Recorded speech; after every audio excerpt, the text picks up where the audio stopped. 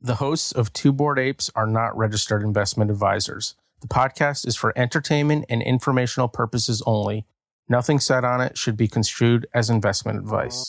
Two bored apes talking NFTs, DeFi, and some random stuff. Two bored apes talking NFTs, DeFi, and some random stuff.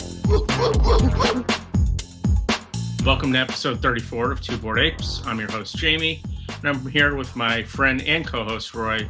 Roy, how are you? I'm good. I'm well. I'm great. Good, good. Drinking Good, some well, coffee great. without pepper in it. It's just regular Unpeppered cold coffee. iced coffee. Unpeppered coffee. Unpeppered coffee. Who would have thunk it? Yeah. I'm good. I just good. finished some kombucha while we're discussing what we're drinking. Yeah. And now after that, all I have is water. I'm jealous. I want kombucha. I'm going to order some kombucha as soon as we're done recording. Order it. Yeah, so that we get some. There's a grocery store like a 2-minute walk away that sells it, but it sells like 3 flavors, which are good, but not, exceptional. And we live in an age when you can just go on Amazon, click 2 buttons, and then within 36 hours, you've got a whole bunch of whatever delivered to your front door. It's wild. What a time to be alive. Pretty fantastic stuff. Do you want to talk about NFTs specifically? Yeah. Maybe Twitter, these questions, Twitter Q&A. So we've once again gone out to your Twitter followers and asked them, what do you want to know? And they sent in some questions and we're here to answer them. Yes, indeed. We're going to dive right in. Question number 1 comes from Aid Our Troops. They say, greetings. I was wondering if there's any way to get rid of the junk tokens that scammers are dropping into our MetaMask's hidden folders. So I guess there is, but it's not necessarily safe. Is that a fair answer? That's relatively fair, yeah. I mean, you can always just send them to a burn address if you want to get rid of them, but sometimes theoretically interacting with them can be dangerous. We're told, I guess. I'm not good enough to be able to read the smart contracts of all these NFTs that get sent to me and determine whether or not it's safe. But definitely some people who seem to know more than us say your best bet is just to keep them hidden and not interact with them in any actual way. Yeah, that's accurate. We are not devs. We don't know for sure. It could be like misinformation that someone's almost certainly I would say that if you did send them to a burn address, you'd be fine. But the consequences for doing it with ones for which that gives some sort of access to the rest of your wallet would be way bigger than just going, well, you know what, there's an NFT I don't care about in my hidden folder. It's just not worth it right now.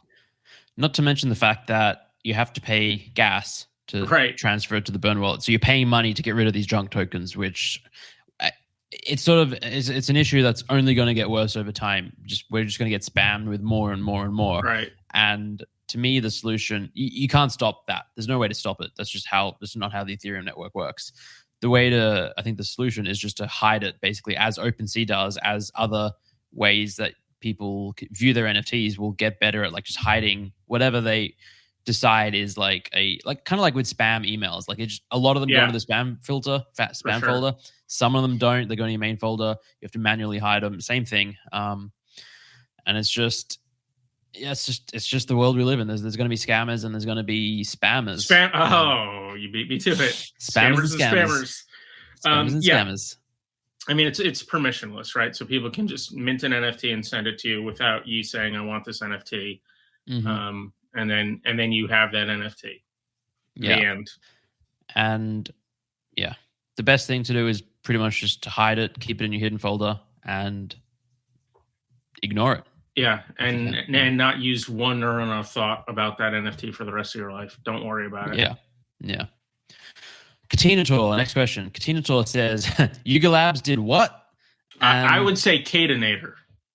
Oh, it's definitely Katina Tor because we've had this conversation on the podcast before, and I've had this like 2 or 3 times, just whether it's in a Twitter space or like a Zen Academy AMA, because I fumbled over the pronunciation of it, and he said Katina Tor, and I was like, the next time I was like, I know it's not Kate, but now it's ingrained in my head. It's Katina Tor, and interesting. We've had this conversation. Yeah. Okay. Anyway, they said Yuga Labs did what? Yeah, and I mean, we recorded our previous episode like mere hours before the news came out that Yuga Labs bought the IP to CryptoPunks and Meebits. There were rumors floating for maybe 5 days or so before. Something, and to me, it just seemed ridiculous. I was like, that is just something that somebody's saying. Like, there's no way. I did not believe it at all.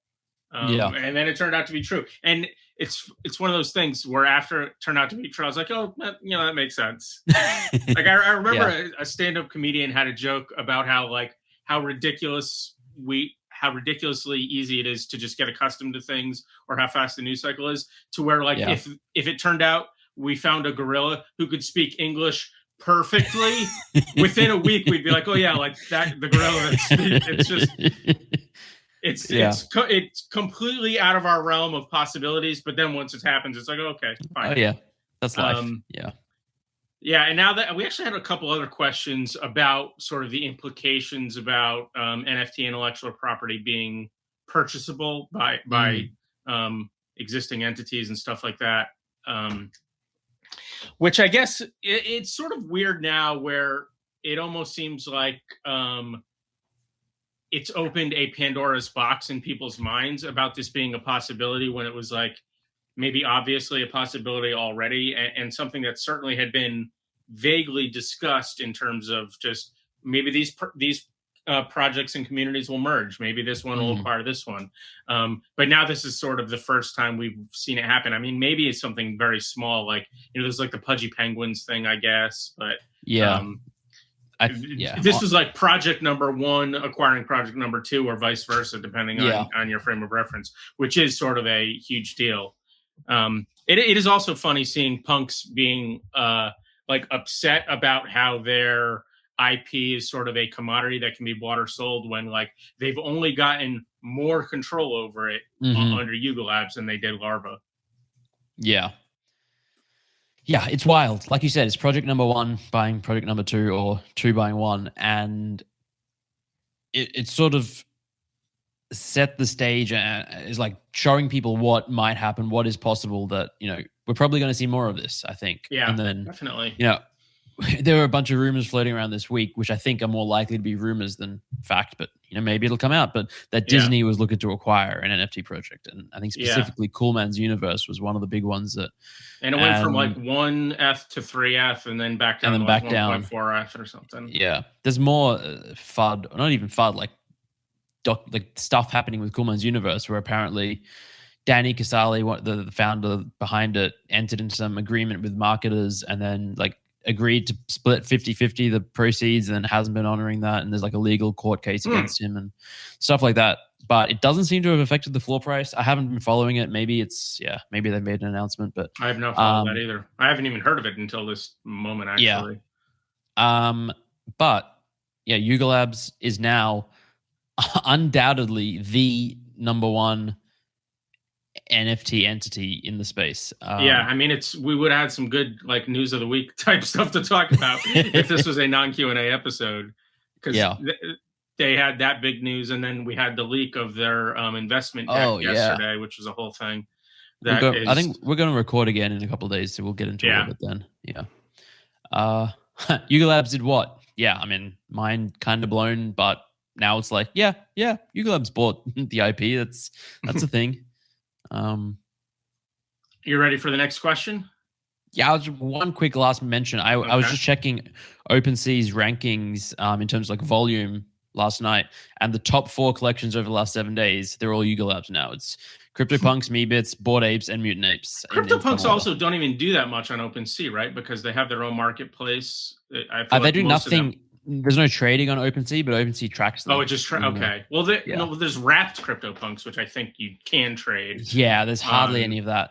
Right. That's what I was thinking of. Wow, the punk floor has dropped. So it spiked to 80 something when this news broke, and now it's back to 65, which is sort of where it was. Not too surprising, but yeah. All right, our next question is actually questions. Comes from Aaron Penn. Or Penne, but I doubt it. Aaron Pasta. So this is our first set of questions from a curated art blocks artist. Is that true? I can't think of another one. I imagine so. I think that's pretty cool. We might have had a single question once or twice, but yeah, nothing comes to mind. But this is it's cool. We're huge art block fans, huge Aaron Penn fans, or Penny. I mean, maybe it is Penny. Yeah, it could be. So Aaron says, "What's a good Seneca or Epictetus quote to keep top of mind?" That's you say Epictetus? I say Epictetus. Yeah, I mean, I bet you it's not even close to either of those. If you were to go back to ancient Greece and figure out how he pronounced it. But actually, I do remember that. Like the C's generally are more hard C's. So yours is probably closer to it being correct. Anyway, I'm much more a Marcus Aurelius fan, so I don't really have any quotes top of mind from these two. But you certainly are a Seneca fan. Maybe you got one ready to go. Yeah, I mean, you can give Marcus Aurelius ones as well, but I'll kick it off. Well, I wouldn't be answering the question if I did that, though, would I? And God forbid we go a little off topic and say something. One that always comes to mind. Well, there's a couple. One is really simple. Money has never yet made anyone rich, or money has never yet made someone. It's basically, it's self-explanatory, but true wealth, true richness doesn't come from financial stuff. It comes from within. Self-explanatory, but here comes the explanation. The next one it's a bit longer, and I had to look it up to get the wording right. So this is the quote: "Nothing, to my way of thinking, is a better proof of a well-ordered mind than a man's ability to stop just where he is and pass some time in his own company." I like that. Yeah. I mean, I like basically everything he writes. So, or wrote. Anyway, what's a Marcus Aurelius one that comes to mind? I got one here from Meditations that says, "He who ignores what his neighbor is saying or doing or thinking and cares only that his own actions should be just and godly is greatly the gainer in time and ease. A good man does not spy around for the black spots in others, but presses unswervingly on towards his mark." Amazing. I like that one. I have another Marcus Aurelius one, which probably the closest I ever got to getting a tattoo or having a tattoo idea was this quote, which I wanted to get. It's just, "All is as thinking makes it so." Well, I might be too dumb for that one. Hang on a second. All is... do that slower. One more time. All is as thinking makes it so. Okay. So it's a little bit like that Mark Twain quote. That's so vague. He's very quotable. But he had one where he basically said, "I've been through so many terrible things in my life, and some of them happened," to where it's just, right. You're thinking so much, and that is what you're feeling like is reality, but it's not. Yeah. So it's kind of also like, I think therefore I am. Right. A little bit, but yeah, I see it more as like whatever the situation you're in life, whatever things happen, your interpretation of it and how you decide to react to it, that's basically your reality. Mark Twain's is just a negative slant of his own, how he has done that for his whole life is the negative way. But the Aurelius quote is saying you could do it the other way. It's more positive. It's a couple more questions from Aaron. Aaron says, "What are positive ways to engage with creators directly?" Your creator. What's how would you answer that? You can compliment them. That's nice, right? Tell them that you like their work or ask them about it. I think, there is sort of a way to do it that is so focused on, like, a lot of the people that are buying these NFTs are doing it purely for financial purposes. And if you want to buy an artist's art for financial purposes, that's fine. But I think that the artists in general, myself included, are not so interested in hearing, people complain about the value not going up or asking what you're doing to increase the value, that sort of thing. So engaging with the artist on the level of art is probably a good idea and something that I think almost all artists are interested in doing. Yeah, I know certainly when I've talked to artists about their art, they're all positive, Yeah, I know. I completely agree with that, and I think that would also go for just most projects and NFT people creating NFTs in general. Yeah. But I would go one step further and say, ask about the artist or the creator themselves. So the artwork is one thing, but like, ask about their inspiration or like their history. How did they become an artist? Ask how they're doing and stuff like that. I think a lot of people focus too much on the actual NFT, which, in many cases is great. If someone has created it and put a lot of time and effort into it, then they probably want to spend time talking about it. But sometimes the people behind all of this get lost a little bit. Right. Yeah. Specifically with like, art, I always find, I think I've mentioned this before, and when Art Blocks gave that big survey recently where you could give feedback, this was something I talked about. But I just find it fascinating to hear what artists in all sorts of different realms really appreciate within that realm themselves. So like, for instance, whenever Quentin Tarantino will say, these are my top 10 movies of the year, I find that stuff really, really interesting. And so to hear what photographers do they love, to hear generative artists talk about what other generative artists they love, that stuff is really interesting to me. Like, just for instance, Tyler Hobbs is a huge proponent of the art. Yeah. And that it just gives you a new sort of frame of reference and context for both projects and for Tyler as an artist. And I just think that stuff is really interesting. And also something that, those artists probably love to talk about.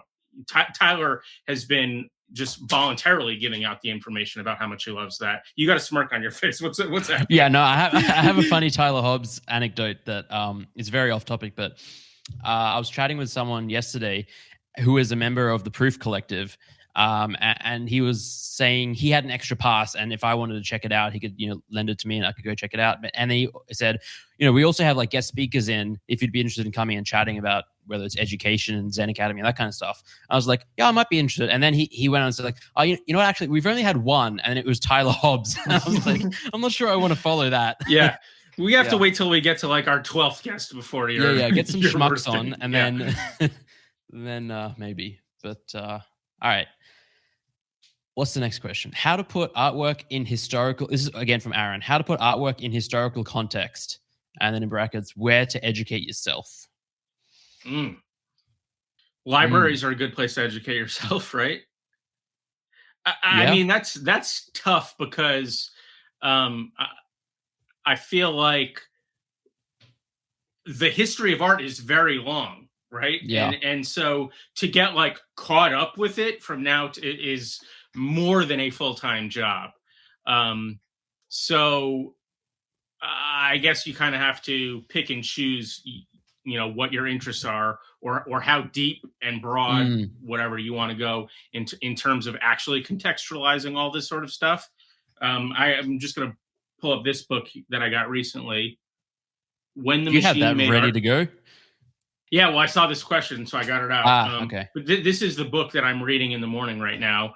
And it's a great book that is doing exactly that for me in terms of digital art. It's giving me the historical perspective of how it started and how it got to here, and sort of all the discussion and steps that have gone along the way, which is, it's really nice to get, because I don't know, I just feel like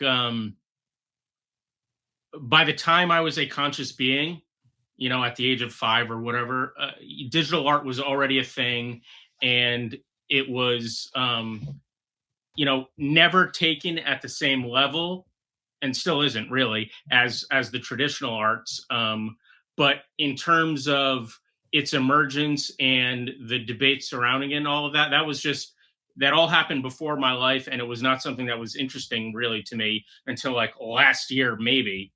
And so now I'm actually kind of going back and seeing what it was. And it's actually really interesting stuff. They're talking about sort of how initially the artists were not capable of using the technology to do it. So all the stuff that was early digital art was coming from people that were like definitively not artists. And it sort of just so happened to share a lot of the traits sort of with art. And then kind of slowly that changed, and that sort of the push and pull of like the scientist types and the artist types. And they were doing a lot of collaborations early on. And the artists didn't really have this specific like vocabulary that the scientist types wanted in terms of being able to implement their ideas, because the artists were just artists, and a lot of their ideas were sort of ephemeral and experimental. And it's like, well, I can't translate that into this 1971 computer or whatever. And there's a lot more I could ramble on and on, but that book is giving me some good context. What can you show the book again and say the name, because we have audio listeners as well. When the Machine Made Art. Yeah. Okay, so you want to say the title, not well, me. I saw it. It was like right there. I wasn't trying to be able to see it. Yeah. Grant D. Taylor. That's the name of the author. Very good book. There's a sub name. I saw that, like a subtitle. I couldn't read that. What's that? The sub name is The Troubled History of Computer Art. And it's also down here. It says Volume 8 in the International Text. Oh boy, here we go. What?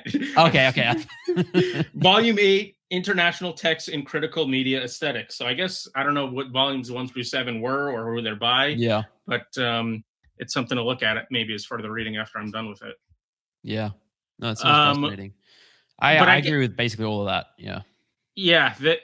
But like, honestly, you can go to, I mean, Aaron probably knows this, right? But you can use the internet, libraries, museums, all this stuff to get more historical context. But again, I do want to stress that, like, just the amount that's out there is so overwhelming that you need to, I mean, I find this when I'm looking at history rather than art history. You just got to pick and choose. You can't be an expert on all of it because there's just too much. So you got to kind of go very shallow across the board. Or this is what I like to do, is kind of get a shallow understanding across the board as much as possible and find the stuff that you find really interesting, and then kind of try to dig deep specifically on those areas. At least that works for me in terms of allowing me to kind of learn a lot, and then kind of figure out what I'm interested enough in to learn more about. Yeah. I take that same approach to learning new things, I think, in general, especially when the body of work is just so enormous as history or art history is. I mean, again, people go to university and get multi-year degrees in art history because, I mean, to put a personal spin on it, if I were to, which I am interested in learning more about art and art history, I would probably focus on generative art. And because there's a lot going on in this NFT space, which I'm obviously very into, but there's still a lot of history around generative art that I'm not aware of, which would be interesting to learn about. So, like, specifically, do you know the project on Artblock's Lewitt Generator? Mm-hmm.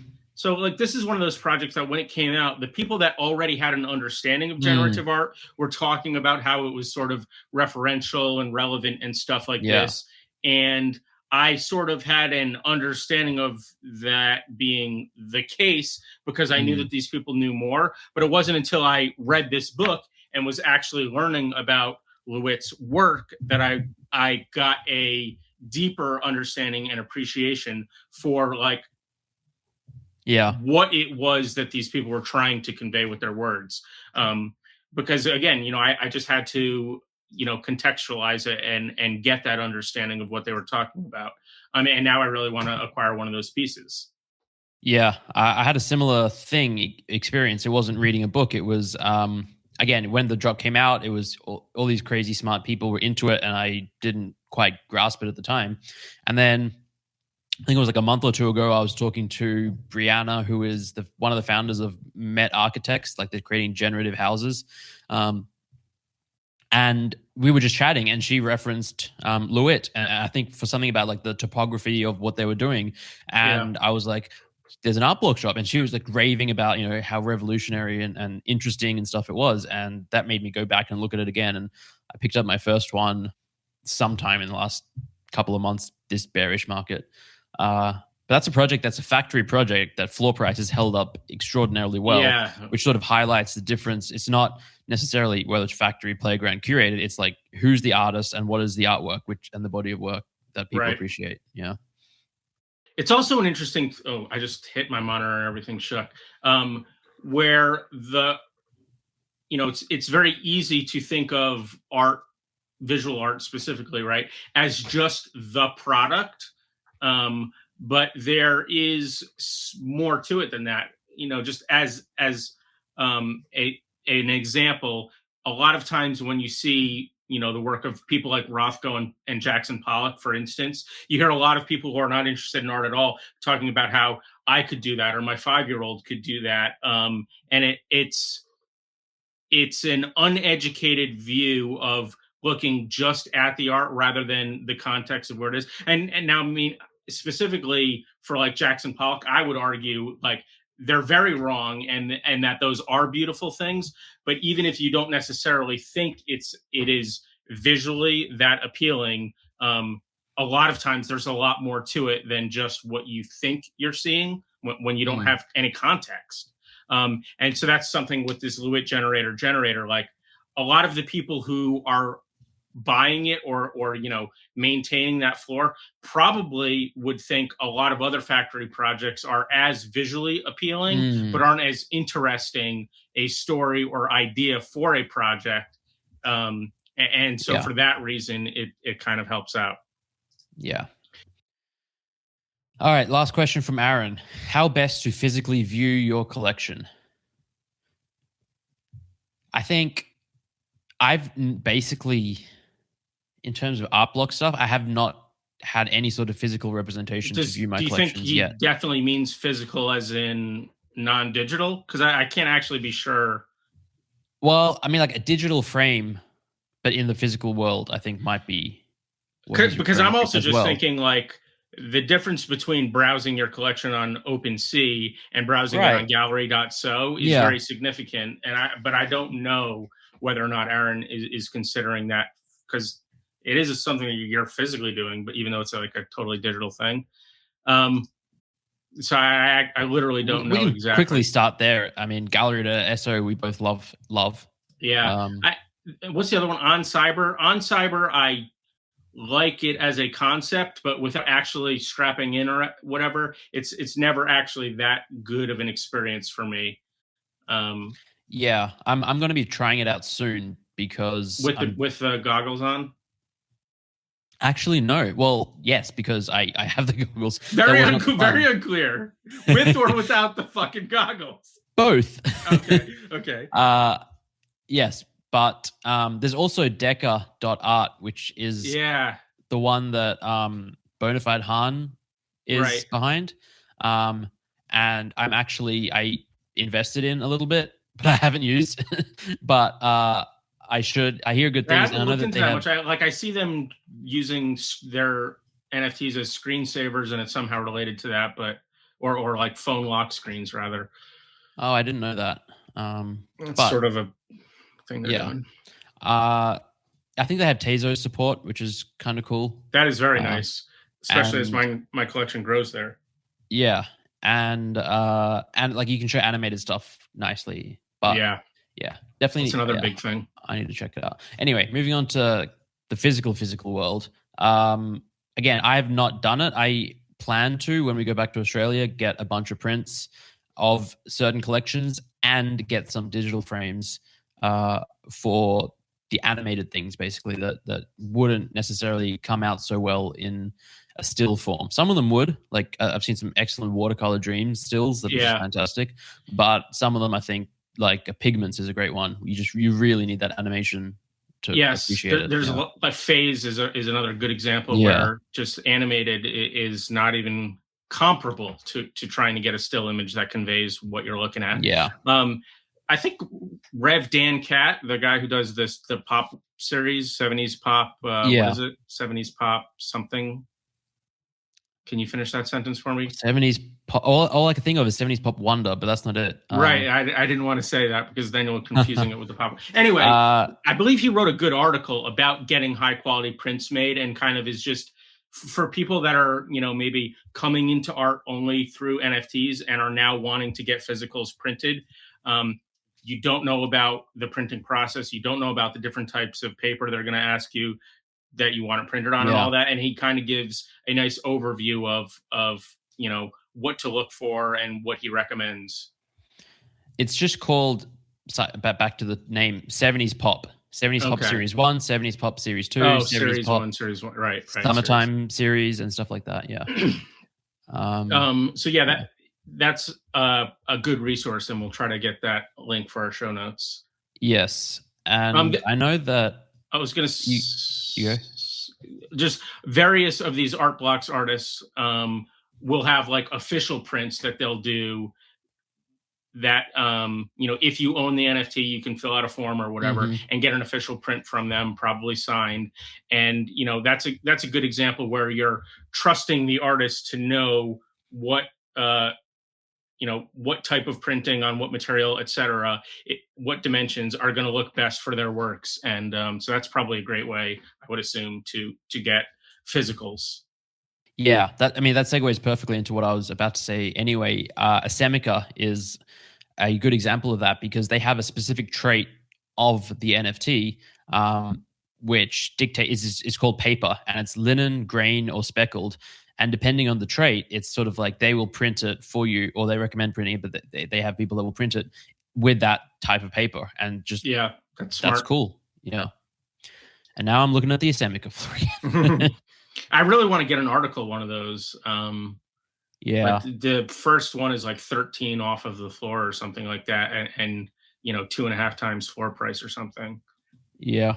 Which I'm okay, obviously, paying 2.5 times floor for a piece, but like it's going to have to be an article that is nice looking to me, even within the grouping of article format ones. And to get that, I have to go like another 20 off the floor, and all of a sudden I'm paying 12x for, which I'm not necessarily willing to pay.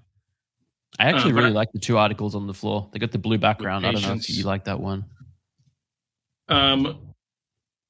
I guess I'll look them up, even though that kind of creates a little bit of a pause in the podcast, but I guess we can just kind of say words out loud. I'll talk about, in terms of the like, if you want to have a physical like frame to view your digital NFTs, Token Frame is one that a lot of people are raving about. I think they were building for a while.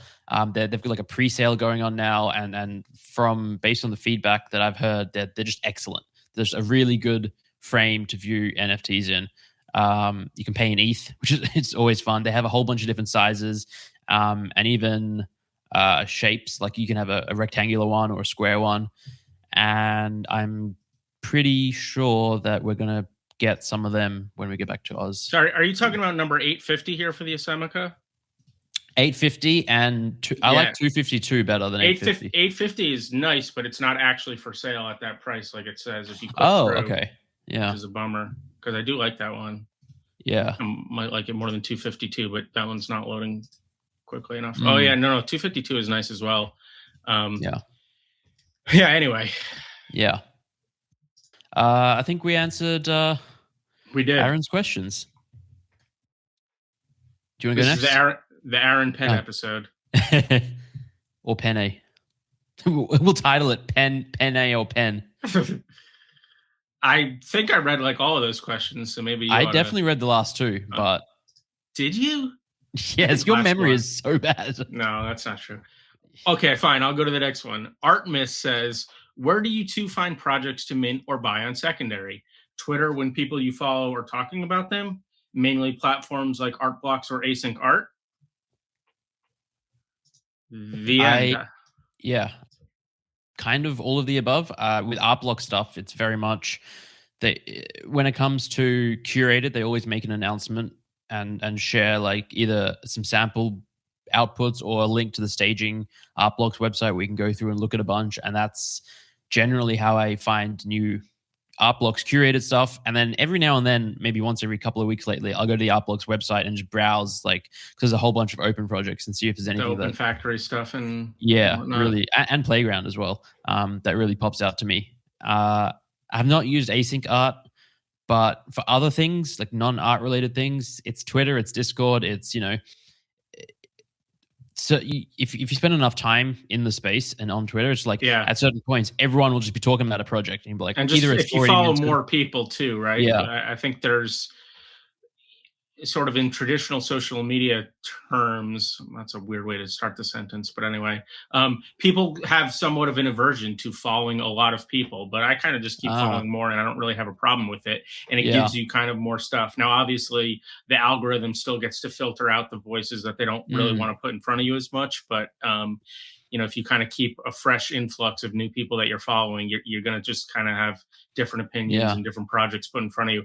But for me, definitely Twitter is the number one place where I'm finding out just about new stuff. And then number two would probably be our group chat, where various people will have all of their avenues, basically, Discord, Twitter, etc., where they're hearing about projects, and then the ones that they find most interesting or promising, maybe they'll throw into the group chat and see if anybody else is interested or has heard of it.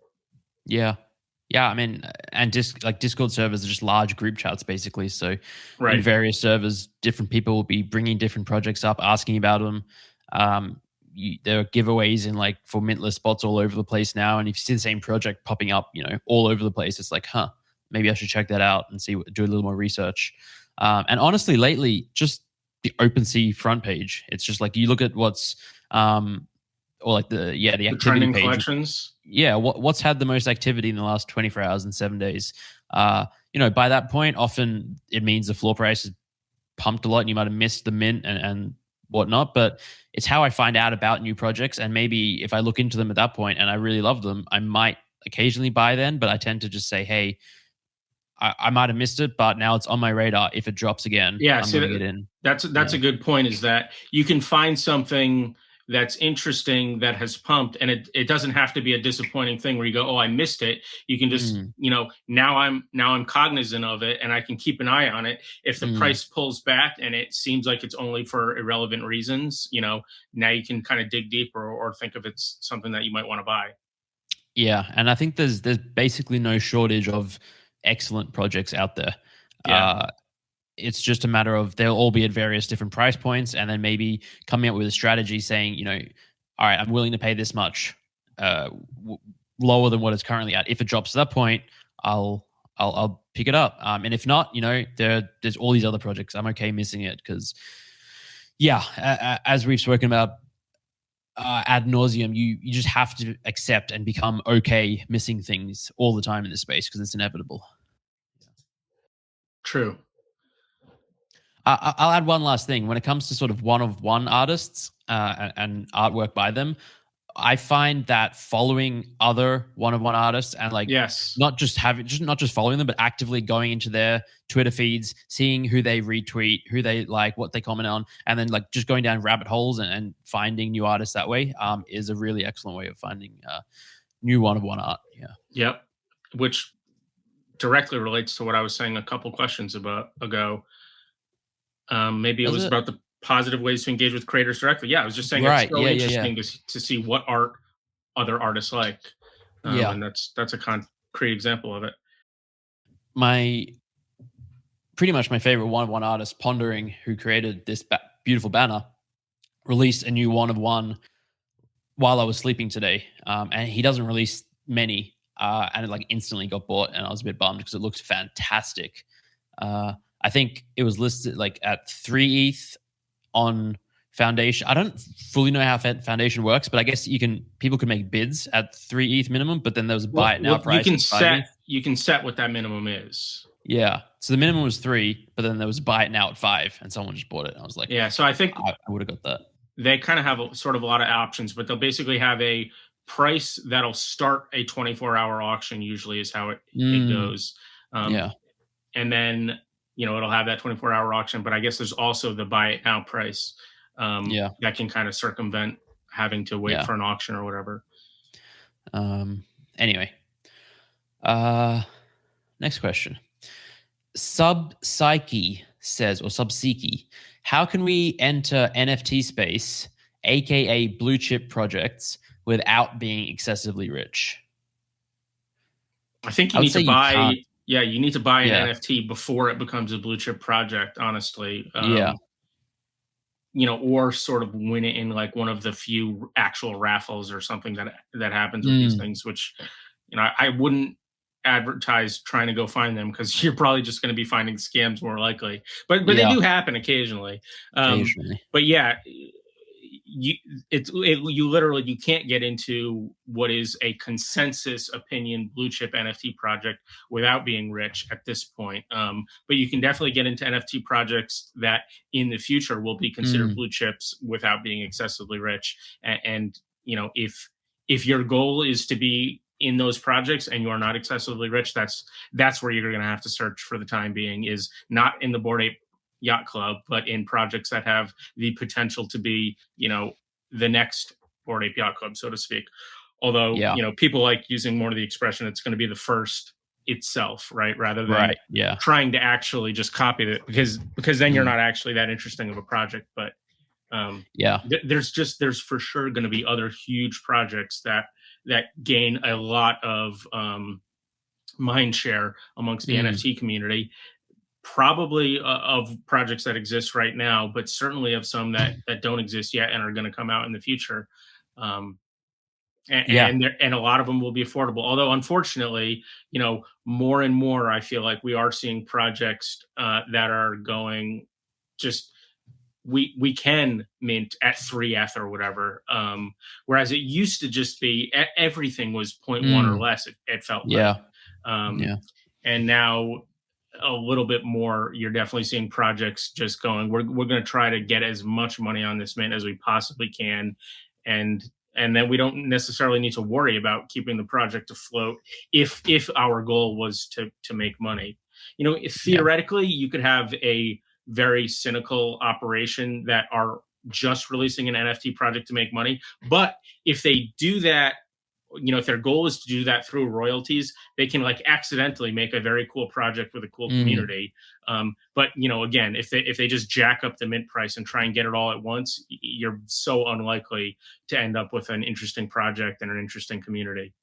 Yeah, no, I agree with all of that. It's getting into a quote unquote blue chip at this point by group consensus. I think 5 to 10 ETH is around what the minimum of what we consider a blue chip would be. I think, I don't know, World of Women is probably in that category or very close to it, and they're at 7 ETH or something last I checked, 7 or 8. Azuki is 8 or 9. I don't even know if that's yet considered a blue chip. Gutter Cat Gang, I think, is 6 to 7. But yeah, it's going to take likely tens of thousands of dollars. You bring up something interesting, like, so Gutter Cat Gang, let's call them a blue chip, right? You can get the vials for the clones for 0.15 or something like that right now. I haven't actually checked in a few days, but that's where it was last I checked. And that's, relatively speaking, quite affordable. And so you're in a blue chip project, but you don't necessarily own the blue chip NFTs from that project. You kind of have the lower tier, but it gets you in there, and who knows how they're going to reward those people later, or what the market will value them at later. So definitely you can also look for the lower tiers, or for instance, possibly cool pets, and cool cats, although those are still pretty expensive. I mean, much more so than these gutter juices I just mentioned. Yeah, I mean, it all depends on how we define excessively rich. I mean, and one interpretation is that anyone who's just transacting on Ethereum mainnet is excessively rich, because for sure, to be able to afford, even like have internet access, exactly. For a lot of people, just to fund a wallet, you're rich, all of that stuff. To have time to tweet about NFTs. It means you're not working in a mine 24 hours a day. But I guess excessively rich is but again, I mean, it's all relative. Such a spectrum. But here, one more thing though, we've talked about this before when people talk about like avoiding the gas, but if we're going to have more blockchains that really do take off and do host NFTs that accrue long-term value and are considered blue chips or whatever, maybe look on Solana or Tezos or some other ones that I'm not even, at all cognizant of what's going on there. But, eventually, if that blockchain scales and whatnot, there will be blue chip NFT projects on it, and stuff that's around early right now is probably, relative to the Ethereum NFTs, very cheap and ultimately could be blue chip in the end. Yeah. Agreed. You're up next, but Jamie's drinking water, so I'll ask the next question. Kid Lightning says, what is a new food or meal you have tried that you liked and or disliked? That's an interesting one. Yeah, I saw this. I put it to the list. I did not think about it in advance. I should have. Right. I thought about it a little, and I couldn't. I feel like I did so much of my food experimenting a while ago. In life? Yeah. I mean, I can think of things that like I only started liking within the last 5 years, but I don't think that counts as recent. I mean, you're pretty old, so it's all relative, right? I'll just start answering anyway. I did not have an appreciation of Italian food until like 4 years ago. And, for people that love food, Italian is definitely a cuisine that people just fucking rave about. Yeah. And, I think part of that had to do with I was eating a paleo diet for a long time. And in my mind, which is largely true, so much of Italian food was pasta. Yeah. And if not pasta, then pizza, which is just stuff I couldn't eat. Or, I had to eat these bologna versions of them made with only paleo ingredients that did not taste as good. But then my wife and I did part of our honeymoon in Italy, and I was like, oh shit, like this food is awesome. Yeah. I have long since been doing paleo, but I that's pretty broad and not extremely recent, but that'll be my first answer. That's just a funny answer. What's a new food meal? Jamie going real exotic with pasta and pizza. Well, yeah, I don't know what to tell you. Well, pizza I always liked, but pasta I really didn't have an appreciation for as being like just something that I would ever really want to order or crave. But now there's definitely some pasta dishes where I'm cacio e pepe. I love it. It's carbonara, great. Have you made it before? I've never made it. No. Yeah. Kenji has a great video on it, as he has on many things. Yeah, his videos are good. Yeah, I also don't have a new thing really. Something that comes to mind is sea urchin, uni, which when like we both like it now, but the first couple of times, 2 to 4 times, it was just not good. Maybe it's probably a combination of just the quality not being great, but also our taste buds not. It's definitely an acquired taste. Yeah, but now I love it. I freaking love it. Like, yeah, me too. It's. I did actually. I had on that very honeymoon that we talked about. I had an uni or a sea urchin dish that was not good, but it. There was already a language barrier, and I kept using with me and the waiter were talking about it. There was already the language barrier between English and Italian, but then instead of saying sea urchin, I kept saying uni, which was making it even more ridiculous. Boy, oh boy, oh boy! Very stupid of me. Yeah. Yeah. Disliked. They also asked about disliked. Is there anything? I used to dislike dill, the herb, but now I'm coming around to it and liking it. So that's one in the both categories. We have some homemade dill pickles in our fridge right now, and I ate one before we recorded. I love them. I dislike very few food items. Yeah, it's few and far between. Boy, beef trachea. That was yeah. Do you want to talk about mint or beef trachea right now? Well, let's go mint and then beef trachea. Yeah, so in almost all contexts, I dislike mint, but boy, that Lotus of Siam restaurant in Vegas, they have a dish that's kind of popular in northern Thailand and also, I believe, in Laos. It's called Nam Khao Tat. It's basically a crispy rice salad, and in it, there's a lot of fresh mint, and it's so delicious, but I'm not into it in almost any other context. I'm so hungry. Like, I did not have customary... I could go for some Nam Khao Tat right now, for sure. Yeah. Intestines, maybe that's like that's a relatively new one. I love the intestines at my local Szechuan restaurant. They're so that's crunchy. Where I fell in love with them as well. The same exact one? Yeah. Okay, cool. I didn't know that. What's the name of the restaurant again? Chengdu Taste. Chengdu. Yeah. Chengdu being the capital of the Sichuan province in China. Yeah. They're really good. Beef trachea. Oh my God. I think we talked about that once on the podcast. I think we have. We don't need to go over it again. No, we don't. But we do not like beef trachea. Yeah, we had it in Japan and it was very unpleasant. Yeah. And I love organ meat in general, but that was not good. We tried our darndest. We did. Yeah. Last question coming up. No, two more after this.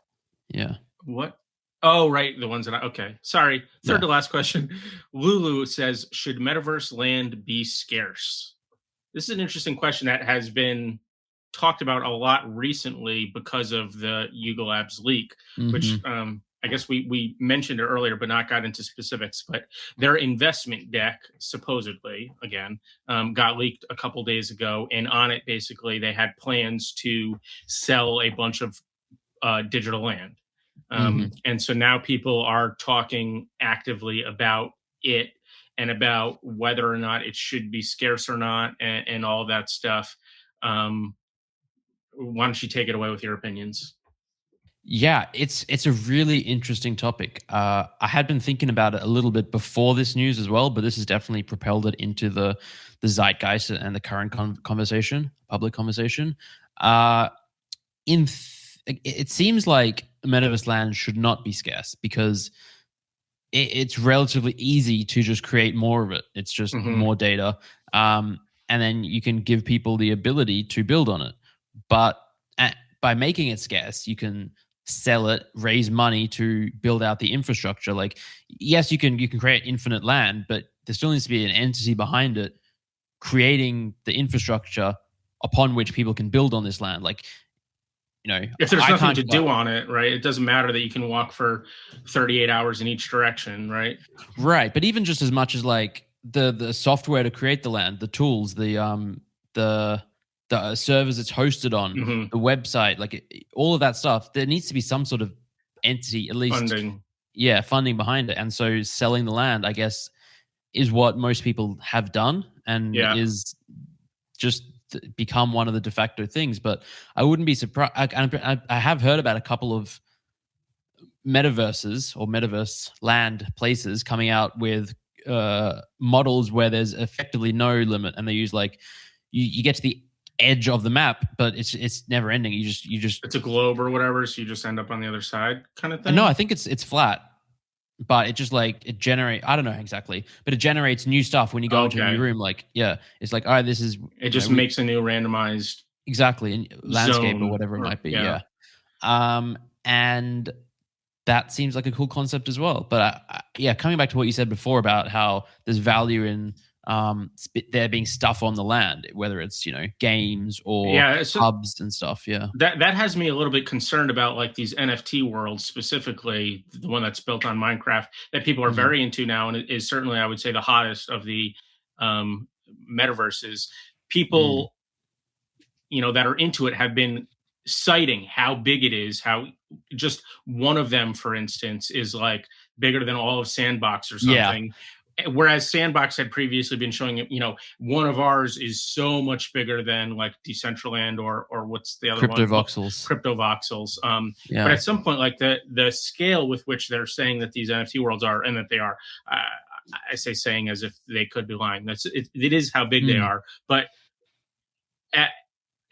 when it's that big, what is actually happening in any given area of it? Like, what is there to do or give it value that you couldn't accomplish in something 1/100th of the size? It almost seems like you have too much at that point until we're at least way further in the future and just way more activity is happening in these places. Yeah. No, I think there's room for both models. Like you can have a metaverse where the land is scarce. I never know how to say it.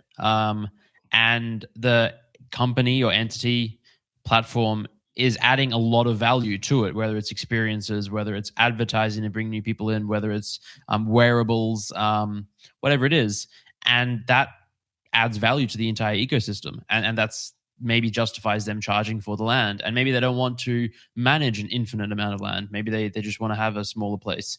But you can also have ecosystems where it is infinite and anyone can come and build and do whatever they want. And maybe there's less oversight or less input from the team. And who knows where we're going to be in 5-10 years, what the landscape's going to be like. I think especially with some of like the more cutting edge stuff like virtual reality metaverses, I think that it just involves just labor and just knowledge on who can create this, and people have to work really hard at building it out, and they need to get paid somehow.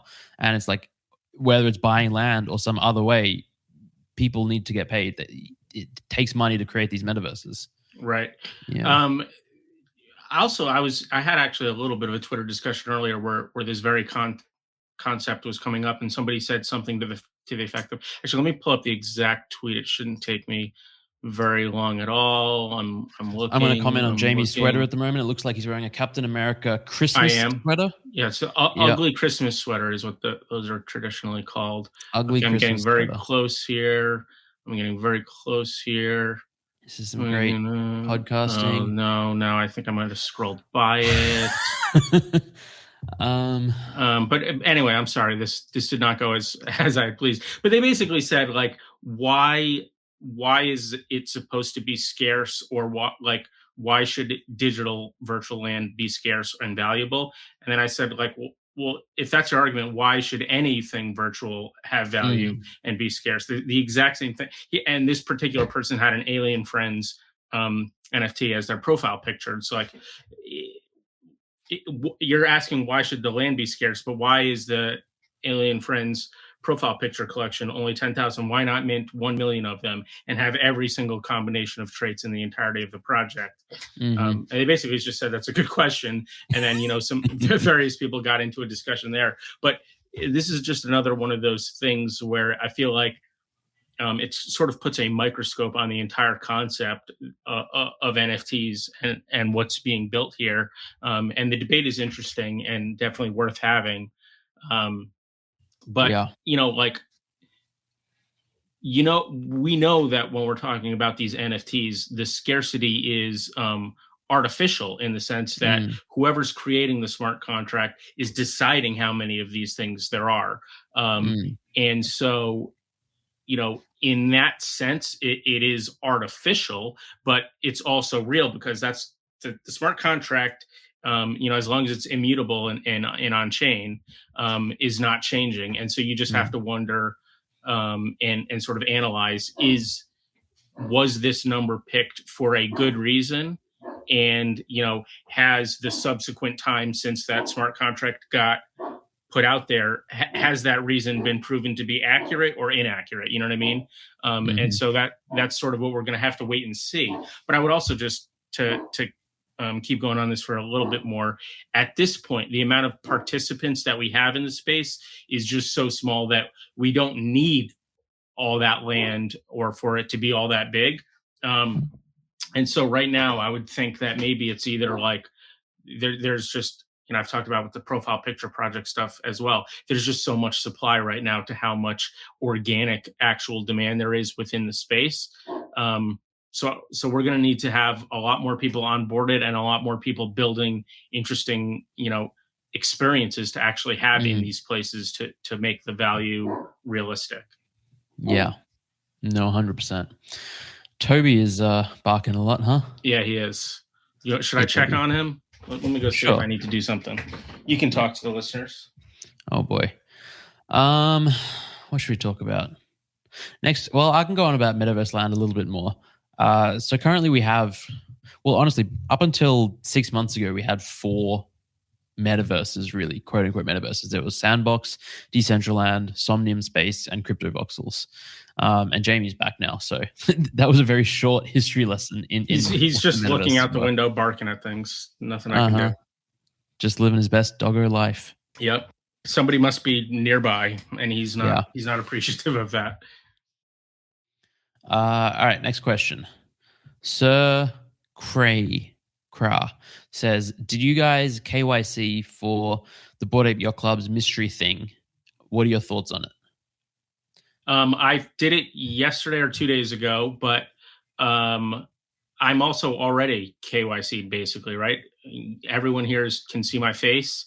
I've connected my wallet to Coinbase where you have to be KYC'd. It's like, when people have the privacy debates, there's the poor argument that if you have nothing to hide, then you don't need the privacy. And obviously that's not a good argument for not valuing privacy. But in my specific case here, I literally don't have anything to hide with my identity and having it connected to the Ethereum address. So I'm literally not giving anything away by doing the KYC for this particular instance.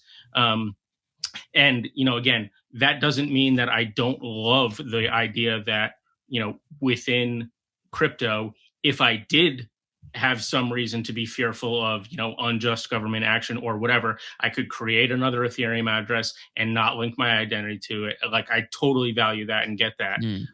So I don't want to make it sound like I don't respect and appreciate the privacy angle or whatever that you can get from crypto. But in this particular instance, I had no reason not to do it other than maybe to send a message that I don't appreciate you guys doing this. But I didn't have that particular opinion that they shouldn't necessarily be doing it, or at least not to the degree that I saw on Twitter other people have.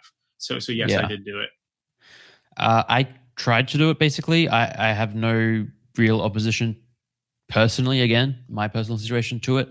But one of the things, it was like, we need proof of address, a utility from the last 3 months in your name. And I couldn't find it. I don't know if I have one. I don't know if it's in Rachel's name, or we have the lease. And so I got to figure out whether I can rustle something up to prove where I live. I was concerned that I wouldn't be able to. And then I literally on my desk, I had one. But honestly, in the rest of the house, there might only be 2 other things. And it would have been much harder to find because obviously most of that stuff, it's all automatic pay and you just throw it in the recycling immediately when it comes at this point. Yeah. My thoughts on it, I think the Board Ape Yacht Club could have handled it better. Like, they sort of just said, fuck it, and then a link to the KYC site, which is in theme with how they've done previous announcements. But and like in terms of building hype and exciting the community, it's great. But when it's something this monumental, this KYC issue, people will want to know what it's for. I also heard that in Europe, because of, I think it's GPDR. I don't know if that rings a bell to you. Yeah. You literally can't ask for people to KYC without telling them specifically about what the data will be used for or who will have access to it or something like that. And I guess they're telling you it will be for block pass, which is this verification thing. So it's I guess maybe that's a workaround, but it's people are not satisfied with it. And I can definitely understand why they're not. And truthfully, we still don't really know what it's for. Although now that we've seen this leak about the land sale, people are theorizing that it has something to do with that. But who knows? Yeah, which doesn't make that much sense still, because tons and tons of projects have sold land without KYC, but who knows? Yeah. We don't know. We don't. I was talking to an IP lawyer, Omri, yesterday, and he was talking about how he's not surprised that this has happened. It's just like understanding how things work, quote unquote, in the real world as projects scale and want to do bigger things. If they want to buy a yacht club and potentially one day fractionalize it, maybe they need to know who the potential owners might be and stuff like that. But he also made a really good point, which was that, he wasn't surprised that this was going to happen. And he also is not surprised that Yuga are the ones to do it, because they're basically one of the only few companies that could do it. If a small project was launching an NFT at 10K out of nowhere and said, hey, we need everyone to KYC, no one would do it. Right. They can basically survive the backlash. Yeah. Yeah, that's a really good point. Yeah. All right, we got one more question. Bstract Art says, hey, Jamie and Zen, from one artist, do you prefer everything in one collection or split between 2 collections? Now, I just want to, before I answer that, note that I have picked up the famous Swiss Army knife that I stabbed myself with yesterday. Or not put down yesterday, the knife, Jamie. Put down recording, the knife. Because of my attention deficit disorder. I'm going to put it down so I don't accidentally stab myself again. I need to have safer things on my desk for me to I have grab pens. with my. I always fidget with pens. I was in a meeting yesterday, or the day before, and at the start, I was like running the meeting. I was like, "Hang on, I got to find my pen before we start." Okay, let's answer the question though. Do you prefer everything in one collection or split between collections? I would say that, as a broad answer, I would probably prefer split if the artist is doing enough different things that it makes like sense for just like, this isn't specifically because these are not one-of-one artists, but if you're looking at like the generative art stuff, I like the idea that Ringers is a collection here and then Eternal Pump is a collection here because they're different things. So, if an artist is trying to do stuff that has a real strong thematic or aesthetic through line, but also are enough of a sort of open-minded or evolving artist that they have other things that they want to explore, I like the idea of kind of having separate collections for these different things. Now, if they sort of just want to make themselves, so to speak, the brand, and they just want to evolve over time as it is, okay, make one collection and then just go with it. But I think that also sort of a little bit limits yourself in terms of, like the evolution of smart contracts and blockchains, like all that's going to change over time. So you kind of want to have maybe a little bit of flexibility over where you're minting and how you're minting as time goes on, which would kind of be an argument for having separate collections. Yeah, I tend to agree with all of that. The one thing I sometimes don't love about too many separate collections is it can be difficult to find like the whole body of work by this one artist. Whereas if it's all under one collection, it's easier. But I think that's more on, it's very ezy if you do have multiple collections just to have a link tree or just, to all your collections. I like different collections. I think also for like occasionally like different edition sizes, it might make sense. So a one-of-one artist that I found somewhat recently and really like, Tiffatron, she has two collections. One is like strictly for her one-of-one pieces and they're like portraits. And then her other one is it's like 10 editions of 10 each, and it's called Pastel Girl, and each one is like a different pastel color. It's very on theme, and it's just like, all right, this is my one-of-one special collection.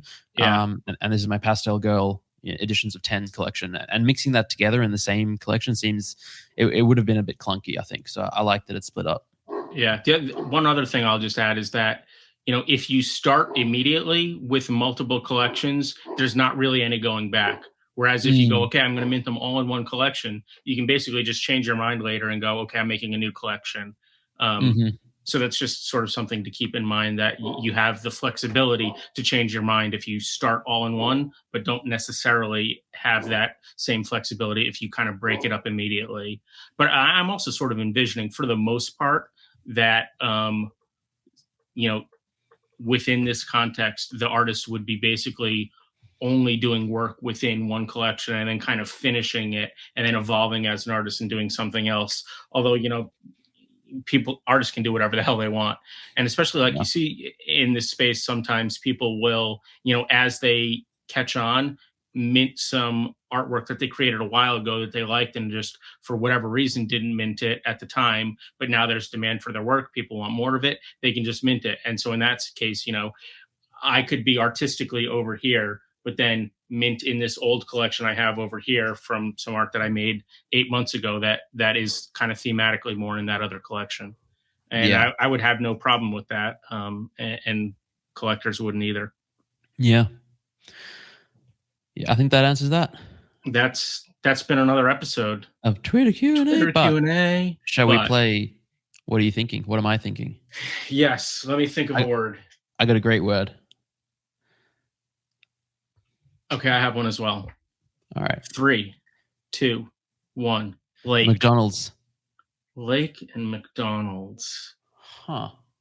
That's a tough nut to crack. McDonald's. Okay, I got a word. All right, I got one too. 3, 2, 1. Soda. OpenSea. You motherfucker. I hate when you do this shit. What? There's a connection there. I don't see it. Well, you know how people are always joking about how when the market tanks, okay. going to work at McDonald's Okay, in the NFT space. Yeah. Okay. OpenSea. Plus, they did an NFT drop. McDonald's did. Anyway. Did they? I don't remember that one. Yeah, they did. I don't doubt it though. OpenSea and soda. OpenSea. Okay, I got one. All right. 3, 2, 1. Water. Pepsi. Okay, ready? Sure. 3, 2, 1. Carbonation. Coke. Oh boy, now we're. Coke. Where do we go from here? Coke and carbonation. Okay. Okay, I got it. 3, 2, 1. Bubbles. Golf ball. Golf ball and bubbles. Okay, now we got something, right? 3. Wait. Do we? I think so.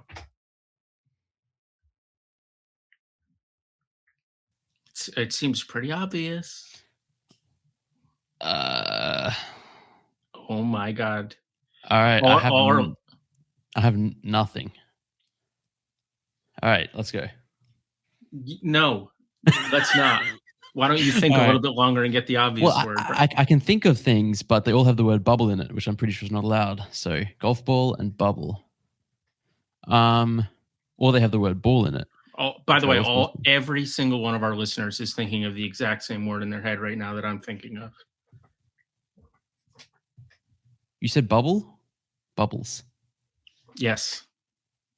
Golf ball and bubbles. This is insane. This is insane. There's an obvious one. I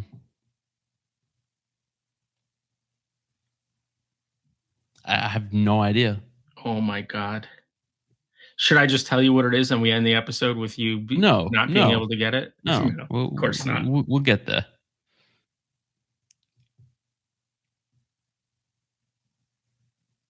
All right, let's just go 3, 2, 1. Pen. Sphere. Okay, I can see that. The shape that they both are. Right. And you just said pen. Oh, okay. Actually, we got something, right? Do we? Oh, God. I do. Okay. I guess you don't. Let's go.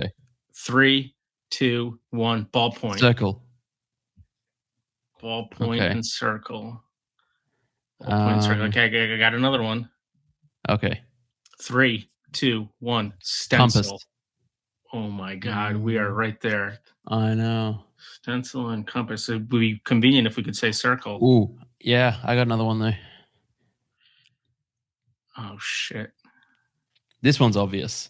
No, it's not. It is for our listeners are yelling at you. It's more obvious than sphere. Stencil and compass. I'm going to say something that's not right then. Okay. 3, 2, 1. 360 Protractor. degrees. Oh my God.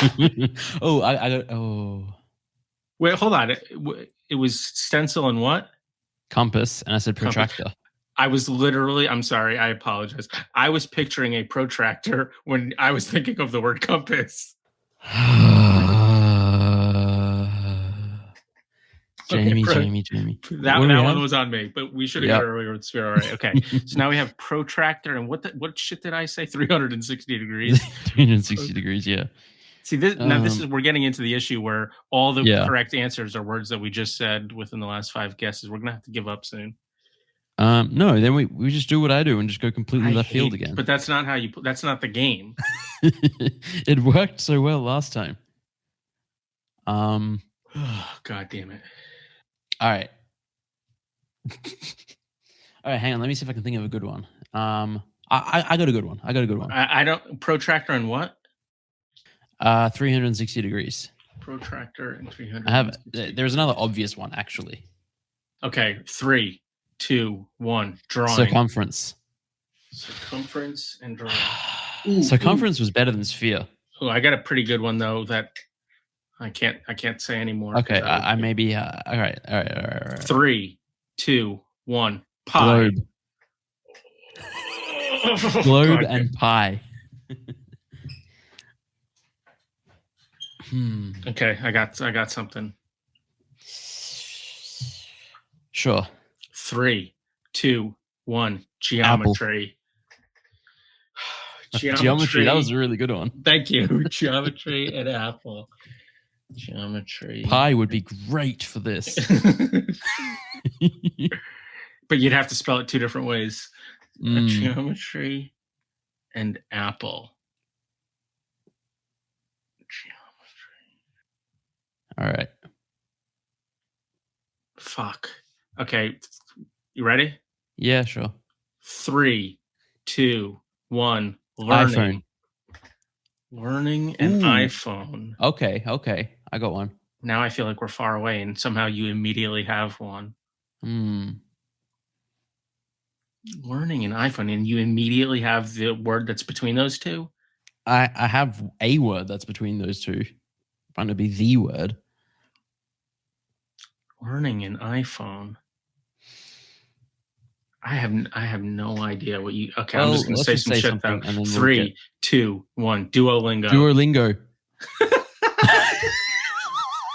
Kayla's learning Portuguese with it right now. That's funny. Yeah, exactly. People learn languages. Okay, that was crazy. Yeah, I was not expecting to get it when you were like, I'm just going to say something. I wasn't either, really. But pill or okay. donkey. Yeah. This has been another episode of Two Bored Apes. Thanks for listening, right? Yeah. See you next time. Bye. Oh, wait. We should probably tell people that a couple of things. We have a Substack, which we will link to below, which Vitor writes like little recaps, and I think you can get the transcripts there somewhere. But if you want to like get alerted whenever a new episode comes out, that's just the best way, because Discord and whatever is not the best. I guess you can be on your podcast app, but if you don't use your podcast to me, app, the best way is on the podcasting apps. But maybe if you don't check that. Yeah. And the other thing is that we're collecting ETH addresses for anyone that's a listener that wants to basically in Zen Academy, the Discord server, we have a channel where it's called Two Bored Apes, and people chat about the podcast, and we hang out including there. Us a lot, including us. And it dawned on us, or rather dawned on Vitor, that anyone who's not a Zen Academy member but might be listening to the podcast doesn't have access to that. So what we're going to do is, if you want, we'll collect your ETH addresses, airdrop your token on Polygon, which you can then use to access that channel in Zen Academy and maybe other stuff in the future. It's like a POAP, but we'll do it manually. Yeah. And it comes with a actual utility immediately, whereas the POAP was like, in theory, later maybe we'll do something. This will definitively get you access to this channel in the server. So there'll be a link to, I guess, the form that you fill out for that in the notes below. And we enjoy subscriptions and reviews that are favorable and likes and all that kind of stuff. Yeah, do all the good stuff that helps us. Do all the good stuff, yeah. Do all the good stuff. Do good stuff that helps other people too, right? Be a good person. Just do good things. Do good Donate things. blood. Yeah, and platelets.